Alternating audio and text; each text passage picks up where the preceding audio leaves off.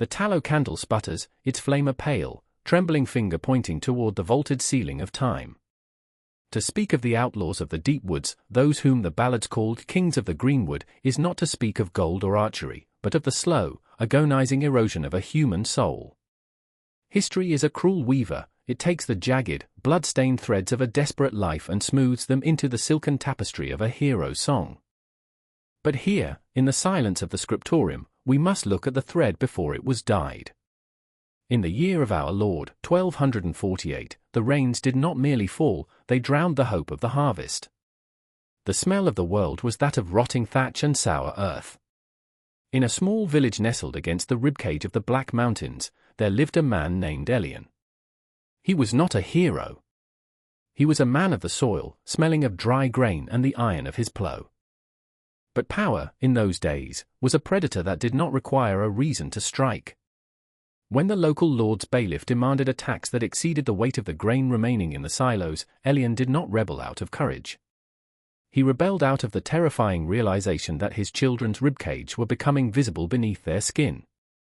A single blow struck in anger, a body falling into the mud, and the world shifted. In a heartbeat, Elian was no longer a neighbor, a father, or a Christian. He was Wolf's Head. Caput lupinum. To be declared an outlaw in the Middle Ages was to be deleted from the book of the living while the heart still beat. It was a legal death. By the decree of the crown, Elian's head was now no different from that of a wolf. Anyone could strike it off for a reward, and no priest would offer a prayer for his passing. The isolation of the outlaw is a cold, sensory experience. It begins with the smell of wet pine needles and the realization that the smoke from your own chimney, visible in the valley below, is now a signal of a world that would sooner see you hang than feed you. Elian fled into the great Weald, a forest so ancient it seemed to breathe with a heavy, indifferent lungs. The silence there was not peaceful, it was a weight. He learned the vocabulary of the wild, the sharp snap of a dry twig that meant a hunter's approach, the musk of a fox that signaled safety, the rhythmic dripping of water from a limestone overhang that served as his only clock. Time, for the isolated, ceases to be a linear progression of feast days and Sabbaths. It becomes a circle of survival. Is it freedom, one wonders, when the only limit to your movement is the fear of being seen? We often romanticize the woods as a sanctuary of liberty, but for the real Elian, the forest was a green prison. Freedom is a heavy burden when it is divorced from belonging. To be free from the law is also to be free from the protection of the law. He slept with a knife in his hand, his ears tuned to the wind, his mind a fever of memories of his wife's hair and the warmth of a hearth he could never touch again. The transition from man to myth begins with hunger. Hunger strips away the civility of the gaze. Elian began to watch the roads, not for travelers to help, but for sustenance to steal. He watched the fat merchants from the city, their horses smelling of expensive oats and leather, their voices carrying the arrogance of those who own the earth. When he finally stepped from the shadows to take what he needed, he did not do so with a witty remark or a flourish of a cape. He did so with the trembling hands of a starving animal, his eyes wide with the horror of what he had become. Yet, it is here that the legend takes root. A peasant, watching from the bushes, does not see the trembling hands. They see a man standing against the velvet-clad oppressors. They see their own silent anger given a physical form. The peasant goes home and tells a story. He adds a bit of height to the outlaw's stature. He changes the desperate theft into a symbolic act of justice. He took the bishop's purse, the whisper goes. And he looked him in the eye and told him the poor must eat. The reality was simpler. Elian had taken the purse because he forgot what it felt like to have a full stomach, and he had said nothing at all, for his throat was too tight with fear to speak. We must ask ourselves, what is more real? The man shivering under a lean-to of bark, picking lice from his rags and mourning a lost life? Or the ghost that began to haunt the tavern talk of the Shire? The ghost was immortal. The man was dying. Death, in this context, is not merely the cessation of breath, it is the moment one accepts that the name the world gives you is more important than the name your mother gave you. As the first frosts of autumn began to silver the ferns, Elian found he was no longer alone in the woods. Other wolves began to gravitate toward his fire, men broken by debt, soldiers abandoned by their kings, monks who had lost their faith in the stone walls of the abbey. They looked at Elian with a terrifying sort of hope. They didn't see Elian the plowman. They saw the shadow of the oak. They saw a leader. And so, the isolation of the individual began to transform into the isolation of a tribe. A tribe of ghosts, living in the negative space of the kingdom. They shared the smell of wood smoke and the bitter taste of wild berries, and in their shared desperation, they forged a new kind of faith, a faith not in the afterlife, but in the vengeance of the present. The candle burns lower. The first part of this tale ends not with a victory, but with the chilling realization that to become a legend, one must first agree to be forgotten as a man. The forest is dark, and the winter is coming. In the next chapter, we shall see how the blood on the grass becomes the ink for the poets. The winter of 1248 arrived not as a season, but as a silent executioner. In the heart of the great Weald, the frost turned the leaves into shards of glass that crunched underfoot with the sound of breaking bones. Hunger, once a sharp pain, had become a dull, constant companion, a grey mist that blurred the edges of the mind. Elian sat by a fire that barely dared to flicker, watching the faces of those who had sought him out. They were a collection of broken things. There was Thomas, a former archer of the king's own Levi, whose eye still held the twitch of a man who had seen too many muddy fields of slaughter. There was Silas, a monk who had been cast out for questioning why the bells of the cathedral rang for the birth of a prince but remained silent for the death of a village. Around the fire, the smell of damp wool and unwashed skin mingled with the sharp, acidic scent of pine resin. Isolation, when shared, changes its nature. It is no longer a void, it becomes a fortress. "They say you killed 3 men to escape the bailiff," Thomas whispered one night, his voice rasping like a file on stone. Elian looked at his hands, the hands of a farmer, cracked and stained with the tannin of the oak bark. He had killed only 1, and even that had been an accident of gravity and panic. But he saw the way Thomas looked at him. It was a look of starvation, but not for bread. It was a hunger for a story that made their suffering feel like a choice rather than a tragedy.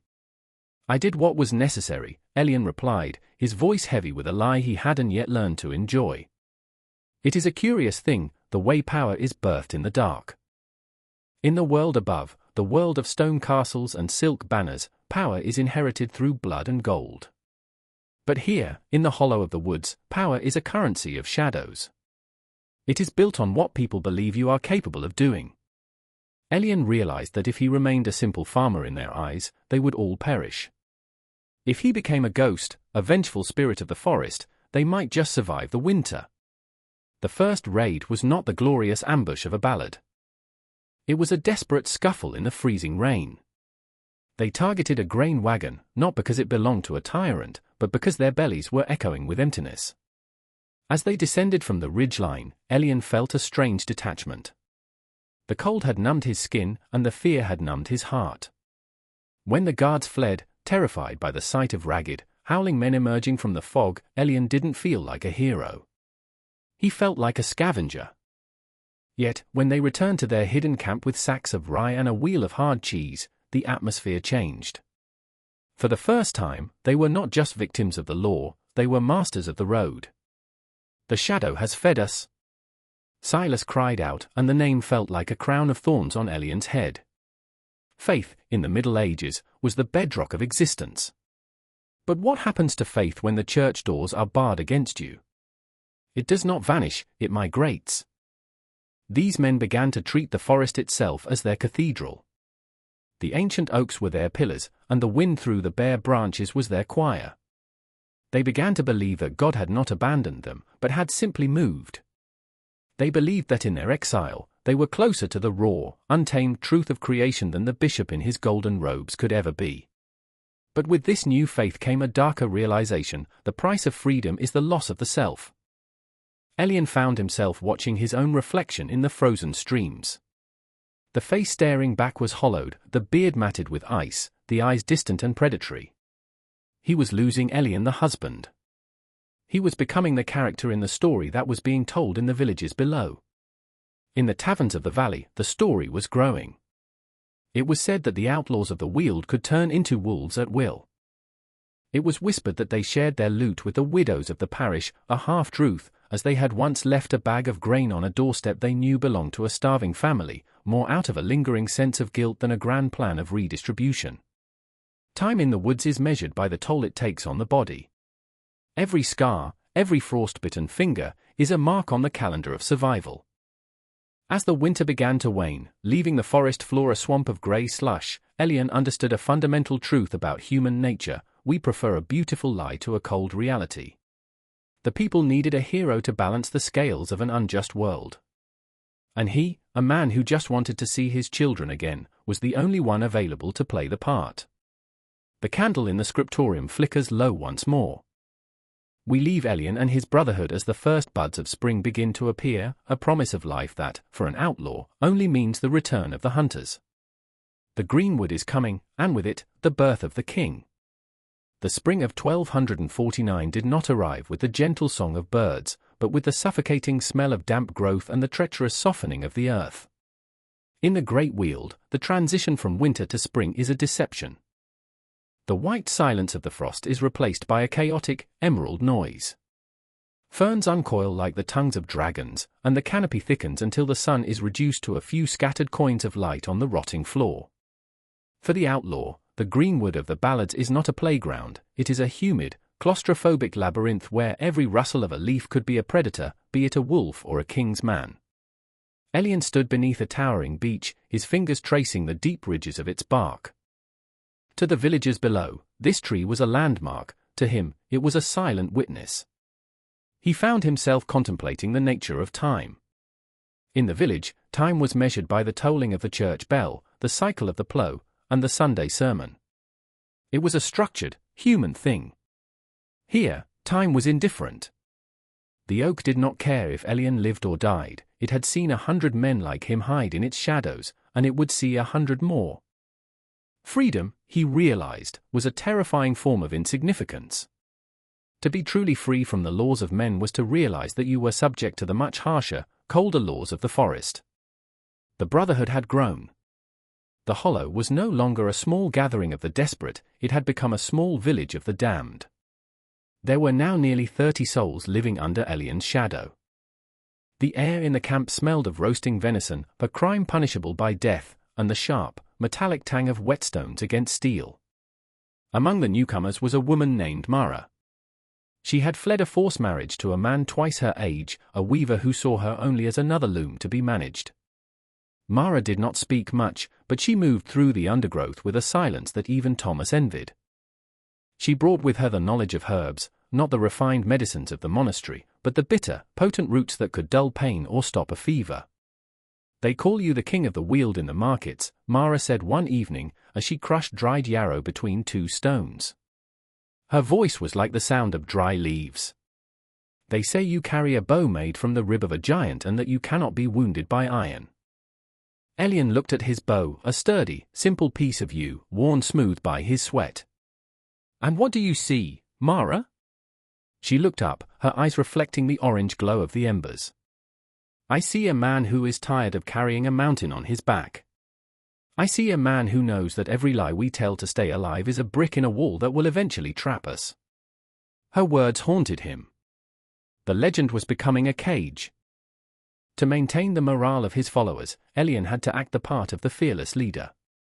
He had to command raids on the supply wagons of the local sheriffs, ensuring they took enough to survive but not enough to trigger a full-scale military campaign. This was the delicate dance of the outlaw: to be a nuisance is to be a hero, to be a threat is to be hunted to extinction. One afternoon, they intercepted a messenger carrying a leather satchel embossed with the seal of the High Sheriff. The man was young, his face pale with a terror that made Elian's stomach turn. He reminded Elian of his own brother, who had died of the flux years ago. "Please," the messenger stammered, his eyes darting between the ragged men who surrounded him. "I am only a carrier. I have a mother in the north." "We all had mothers once," Thomas growled, his hand resting on the hilt of his dagger. Elian stepped forward. The silence of the forest seemed to amplify the sound of his own breathing. He took the satchel and opened it. Inside were letters regarding taxes, land disputes, and a decree for the hanging of 3 notorious thieves caught in a neighboring shire. But there was also a small, wooden doll, crudely carved, likely a gift for a child at the end of the journey. The sight of the doll was like a physical blow. It represented the world Elien had been exiled from, or a world of affection, of small gifts, of a future. He looked at the messenger and saw not an enemy, but a mirror. If he allowed his men to kill this boy, he would be killing the last shred of Elien the farmer. "Let him go," Elien commanded. A murmur of dissent rippled through the group. "He's seen our faces," Silas argued, his voice devoid of his former monk's mercy. "He'll lead the guard straight to the ridge line." "He will lead them nowhere if we move camp," Elien said, his voice cold and final. "We are not butchers. If we become the monsters they say we are, then the legend is not a shield, it's a shroud."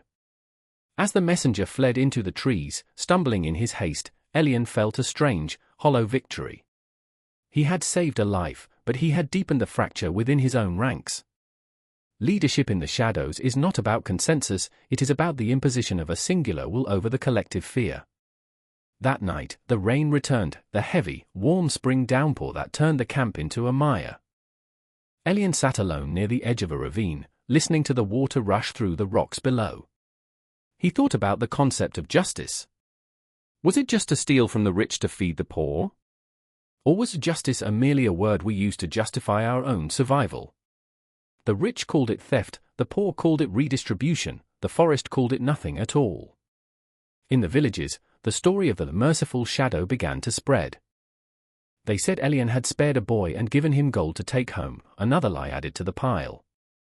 The people needed to believe that there was a moral core to the chaos of the woods. They needed to believe that someone, somewhere, was making the right choices, even if they couldn't. But as the forest turned a deeper, darker shade of green, the pressure from the outside world began to mount. The High Sheriff, humiliated by the loss of his tax wagons and the growing insolence of the peasantry, was no longer content to wait. He began to hire trackers, men who lived on the fringes of the wild, men who understood the language of the broken twig and the disturbed nest. The isolation of the Brotherhood was being pierced. The emerald canopy was no longer a ceiling, it was a net. Elien realized that the more famous he became, the smaller his world grew. This is the paradox of power, the more you have, the less room you have to move. He thought of his wife, Elena. Did she hear the stories at the well? Did she believe that her husband was a king of the woods, or did she know the truth, that he was a man losing himself in a sea of green? The pain of his isolation was no longer about the absence of people, but about the impossibility of being known. Even his closest companions did not know Elien, they only knew the king. The candle burned steadily now, reflecting in the ink of this chronicle. We leave Elien as he watches the mist crawl through the ferns like a ghost. The summer is approaching, and with it, the heat of the chase. The forest is beautiful, but it is a beauty that hides 1,000 teeth. The summer of 1249 descended upon the great weald like a heavy, golden curtain, but it brought no warmth to the hearts of the exiles. The air beneath the canopy became thick and stagnant, smelling of baked earth, dry rot, and the sweet, sickly scent of overripe elderberries. The streams, once roaring with spring's vitality, had shriveled into thin, silver veins pulsing weakly over the stones. For Elien and his followers, the heat was a new kind of enemy, it stole their breath and made the heavy leather of their armor feel like a second, suffocating skin. In the height of July, the forest is no longer a hiding place, it is a furnace. The vibrant emerald of spring had deepened into a bruised, dusty malachite. The silence was absolute, broken only by the incessant, rhythmic buzzing of cicadas that sounded like the sharpening of 1,000 invisible knives. Elien sat in the deepest shade of a limestone hollow, watching a line of ants carry a dead beetle across a patch of dry moss. He found himself reflecting on the nature of loyalty. In the songs, a hero's men are bound by oaths of eternal brotherhood. In reality, they are bound by the shared knowledge that the rope waiting for one is the same rope waiting for all. But fear is a corrosive element. It eats through oaths like acid through iron. The High Sheriff's new tactics were beginning to bear fruit. He had ceased his clumsy marches into the woods. Instead, he had established a series of small outposts on the forest fringes, effectively choking the supply lines from the sympathetic villages. The kings of the Greenwood were being starved out. The venison they killed was lean and stringy, and the fear of smoke meant they often ate their meat raw or cold, their bellies aching with the protest of the uncivilized. "They are burning the heather on the western ridge," Thomas reported one morning, his face streaked with soot and sweat. "They want to smoke us out like rats from a granary." Elian stood, his joints protesting the movement. He looked toward the west, where a thin, grey smudge fouled the pristine blue of the summer sky. The sheriff was not just hunting men anymore, he was attacking the forest itself. It was a scorched earth policy that cared nothing for the ancient trees or the creatures within them. To the law, the forest was merely a hiding place for criminals, and therefore, it deserved to burn. "We cannot stay in the hollow," Mara said, her voice unusually sharp. She had spent the morning tending to Silas, whose leg had festered from a scratch by a rusted trap. "The water in the ravine is stagnant. If the fire doesn't take us, the fever will." The Brotherhood was fraying. The shared isolation that had once felt like a fortress now felt like a tomb. Men who had once laughed around the winter fire now looked at each other with suspicion, wondering which of them would be the first to trade a location for a pardon and a bag of silver. It was during this long, suffocating week that the first true betrayal occurred. It was not a grand gesture. One of the younger men, a weaver's apprentice who had joined them in May, vanished during his watch. He didn't take any supplies, he simply walked into the mist of dawn and did not return. The silence he left behind was louder than any shout. "He'll go to the outpost at Blackwood," Thomas spat, checking the string of his bow. "He'll tell them about the caves. He'll tell them your real name, Elian." Elian felt a strange sense of relief at the thought. To have his real name spoken aloud in the world of men, even if by a traitor, felt like a tether being re-established. "Let him go," Elian said softly. "We cannot kill a man for wanting to live in the sun again. If we don't kill the traitors, we are already dead." Silas shouted from his pallet, his face flushed with the heat of infection. Elian looked at the former monk. The man's eyes were wild, his faith in the god of the woods replaced by a desperate, violent nihilism. This was the dark side of the legend. When you strip men of their place in society, you strip them of the mirrors that tell them who they are. Without those mirrors, they become whatever the darkness requires. They moved at night, a ghostly procession of shadows moving through the parched undergrowth. They left behind the comforts of the hollow for the jagged, unforgiving heights of the grey crags. The climb was brutal. The smell of the air changed from the rot of the floor to the dry, metallic scent of sun-baked stone. From the high ledges, Elian looked down at the world he had lost. He could see the distant, tiny shapes of cattle in the valley pastures. He could see the church spire of his home village, a needle pricking the horizon. He thought about the concept of freedom again. Up here, he was truly free. No law could reach these heights. But he was also closer to the stars, cold, indifferent points of light that reminded him of his own mortality. Is a man truly free if he has nowhere to go? Is a bird free when it is blown out to sea by a storm? The legend, meanwhile, was undergoing a transformation in the world below. No longer was the shadow of the oak merely a thief or a hero. He was becoming a demon of the heat. The peasants whispered that Elian had called down the fire himself to punish the sheriff. They said he drank the blood of the trackers to stay young. The human being named Elian was being buried under layers of superstition and terror. He was no longer a man, he was a manifestation of the people's own buried rage and suffering. One evening, as the sun set in a bruise-colored sky, Mara sat beside him on the edge of a precipice. "Do you think they will remember us, Elian? In 100 years?" Elian watched a hawk circle the thermal currents. "They won't remember us. They will remember a story. They will make us taller, faster, and more certain than we ever were.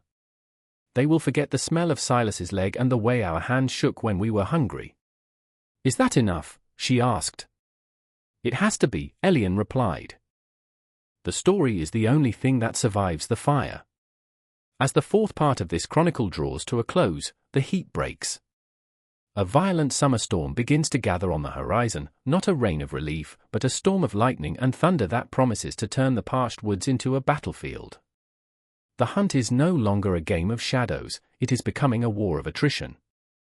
The candle in the scriptorium flickers in a sudden draught, as if the ghosts of the grey crags are reaching across the centuries to touch the flame. The autumn of 1249 arrived with a funeral pomp, dressing the great Weald in violent golds and blooded ochres. The heat had finally broken, shattered by a week of thunder that had shaken the very foundations of the grey crags.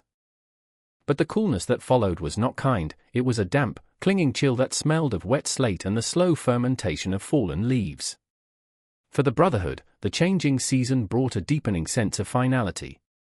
The forest was thinning, its leafy armor falling to the ground in heaps of brittle copper, leaving their hiding places exposed to the cold, blue eyes of the coming winter. Elien stood on a granite outcrop, watching the mist rise from the valley like the breath of a dying giant. He felt the weight of time not as a sequence of days, but as a physical erosion. His hands, once calloused by the plough, were now scarred by the bowstring and the jagged edges of survival. He contemplated the nature of faith. In the village, faith was a promise of a better world to come. Here, faith was the desperate hope that the fog would hold for one more hour, or that the last of the dried meat would not be tainted by rot. "The sheriff has called for a great hunt," Mara said, appearing beside him with the quietness of a spirit. She wore a cloak of patched furs, her face pale and drawn. "They are not just using trackers now. They have brought hounds from the south, beasts bred to hunt wolves, or men who live like them." The isolation was no longer a shield, it had become a tightening noose. The Brotherhood had dwindled. Silas had passed in the night, his fevered dreams of golden cathedrals finally silenced by the cold. Others had simply drifted away, unable to bear the silence of the heights or the constant, gnawing hunger that made every shadow look like a soldier. Those who remained were the husks of men, bound together by a grim, wordless pact of endurance. "We cannot stay on the crags," Thomas remarked, his voice a dry rattle. "The hounds will catch our scent in the rising damp. We must go back into the deep heart, to the old oaks." The old oaks. The place where the forest was so ancient that even the legends feared to tread. It was a place of twisted roots and stagnant pools, where the light of day never truly reached the floor. It was a place where one could disappear, but it was also a place where one could easily forget the way back to being human. As they descended from the heights, the sensory world shifted. The air grew heavy and sweet with the scent of fungus and ancient decay. The sound of their footsteps was muffled by centuries of leaf mold, creating an eerie, rhythmic thud that seemed to echo from the trees themselves. Elien felt a strange pull from the forest. It was as if the trees were recognizing him, welcoming back the man who had traded his soul for their protection. In the world below, the myth of the shadow had reached its zenith. The ballads now claimed that Elien was no longer a man of flesh, but a guardian spirit of the land. They sang that he could talk to the birds and that the very earth rose up to swallow his pursuers. This was the bitter irony of his life. While the songs celebrated his immortality, Elien had never felt more mortal. Every breath was a struggle against the damp, every step was a negotiation with his aching bones. The legend was a parasite, feeding on the reality of his suffering to grow more vibrant in the minds of the oppressed. One evening, deep within the tangle of the old oaks, Elien sat alone. He found a small, rusted plowshare half buried in the roots of a fallen elm, likely left there decades ago by a pioneer who had tried and failed to tame this land. He touched the cold metal and wept. He did not weep for his life, or for the fear of the hounds, he wept for the simplicity of the furrow. He wept for the man who had once believed that if he worked hard and prayed often, the world would be fair. "What is freedom, Mara?" he asked when she found him there. "Freedom is the ability to choose your own master," she replied softly. "For a long time, we chose the forest. Now, I think the forest is choosing us." Her words felt like a prophecy. The great hunt was closing in. They could hear the distant, hollow baying of the hounds, a sound that seemed to travel through the earth itself rather than the air. The sheriff's men were moving with a new, grim purpose, guided by the traitors and the relentless hunger of the dogs. The space for the Brotherhood was shrinking to a single, dark point. Elien realized then that there would be no grand escape, no heroic final charge. The story required an ending, and the ending of an outlaw's tale is always written in the soil. But as he looked at the few men left, their eyes reflecting the dying light of their small, hidden fire, he saw a strange, fierce pride. They were no longer victims. They were the architects of their own disappearance.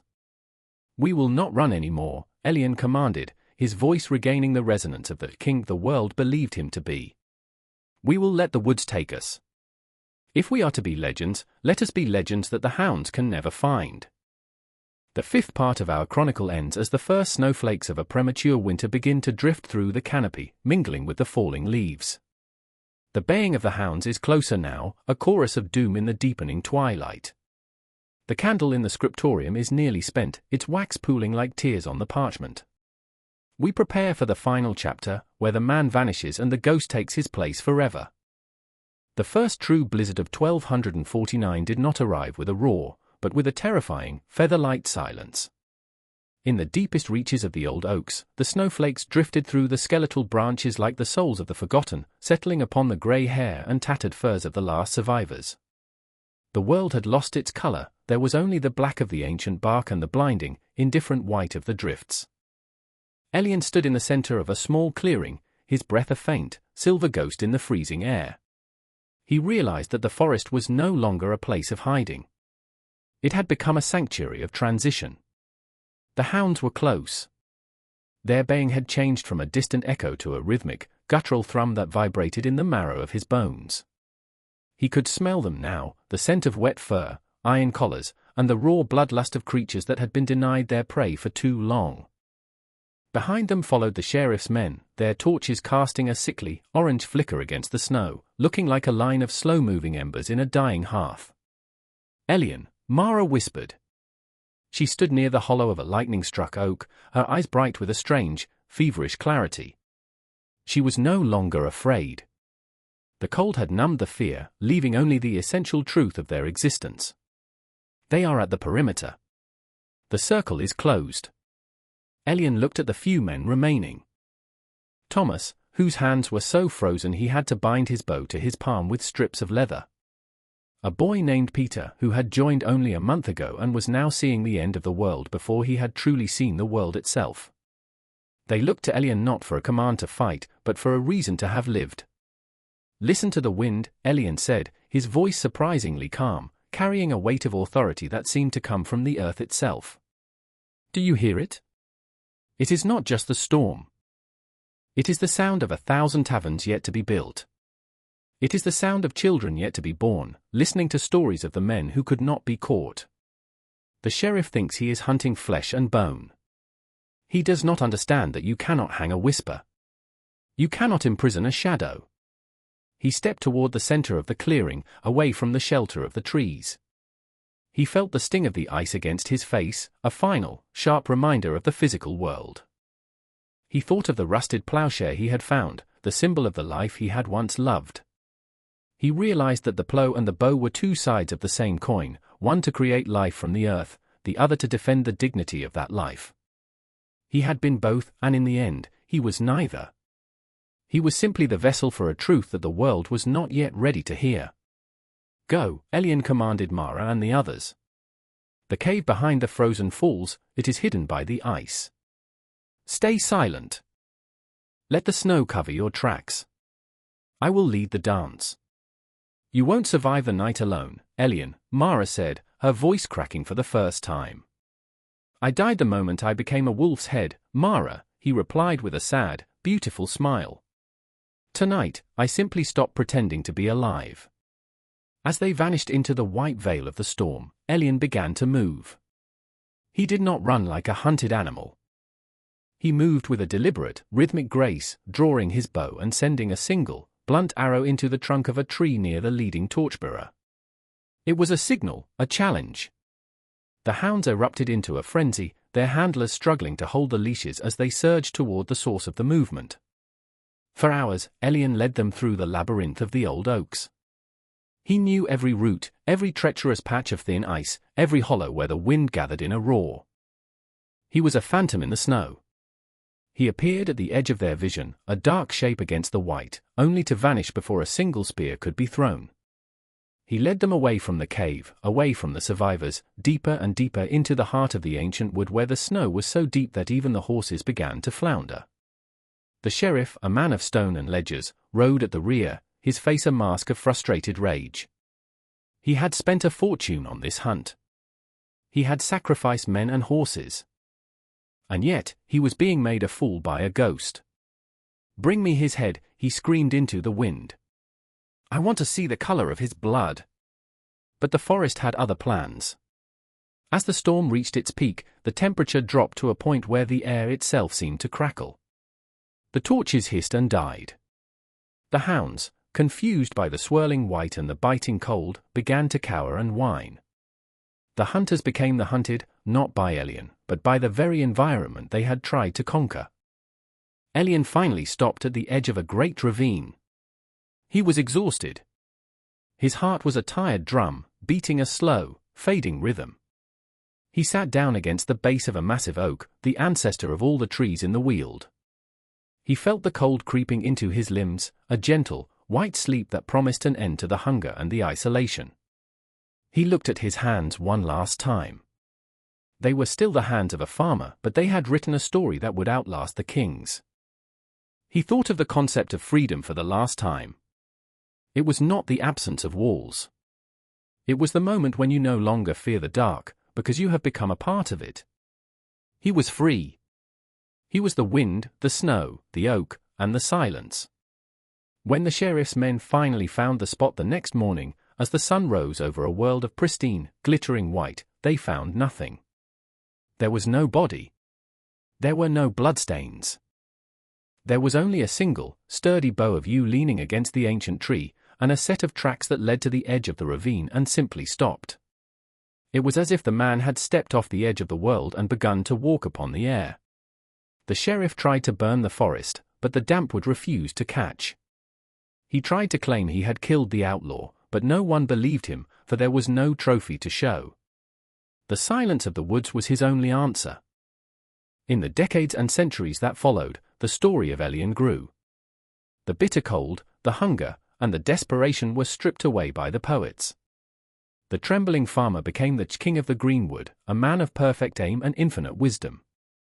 They sang of how he robbed the rich to give to the poor, forgetting that he had mostly stolen to keep his own heart beating. They turned his isolation into a grand, romantic independence. But sometimes, on the coldest nights of winter, when the wind howls through the chimneys of the valley, the old people still look toward the great Weald and cross themselves. They don't pray to the hero of the ballads. They pray for the man who was lost in the green, the man who suffered so that their own suffering might have a name.